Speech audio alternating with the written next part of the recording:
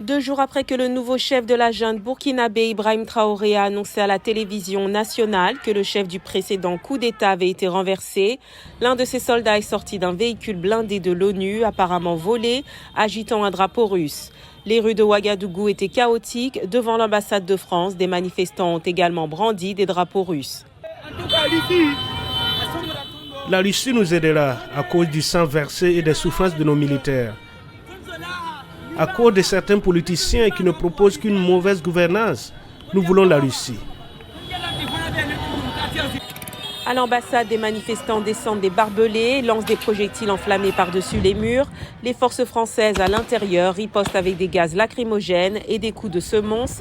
Les manifestants courent se mettre à l'abri. La France est associée au Burkina Faso dans sa guerre de près de 7 ans contre les militants liés au groupe État islamique et à Al-Qaïda. Mais le sentiment anti-français monte.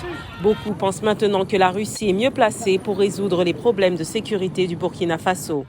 Yevgeny Prigozhin, fondateur du groupe paramilitaire controversé Wagner, a exprimé son soutien au nouveau chef de la junte. Selon l'AFP, Prigozhin a déclaré que Traoré et ses hommes ont fait ce qui était nécessaire pour le bien de leur peuple. Ismaël Sawadogo, qui tient une boutique dans la banlieue de Ouagadougou, soutient l'intervention russe. Parce que la Russie a des armes tellement fortes. Et il a une vision aussi, que nous on sait que cette vision-là aussi, ça veut aider l'Afrique. Comme ça veut aider l'Afrique aussi. Nous, on les veut. Lorsqu'on lui a demandé où il avait obtenu son drapeau russe et ses vêtements aux couleurs de la Russie, il a répondu qu'il avait acheté le tissu et qu'un tailleur les avait confectionnés. Constantin Gouvi, analyste au Klingadel Institute, un groupe de réflexion néerlandais, a expliqué à la VOA comment l'intervention et la propagande russe au Mali voisin affectent la sécurité et sa transition d'une junte militaire à la démocratie.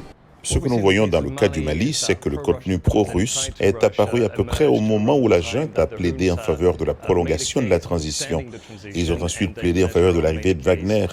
En ce qui concerne Wagner, ce que nous avons vu, c'est que cela a aggravé les choses sur pratiquement tous les indicateurs. Un autre analyste a déclaré à la VOA que Wagner n'avait rien fait pour améliorer la situation au Mali et était surtout intéressé à perturber les efforts politiques français. Pendant ce temps, des gens comme Pascal Dima encaissent, ils sillonnent Ouagadougou à moto, vendant des drapeaux russes aux manifestants. Bien qu'il y ait des gains à court terme pour certains, les experts pensent qu'il semble probable que la Russie fera plus de mal que de bien quant à trouver une solution à long terme aux problèmes de sécurité du Burkina Faso.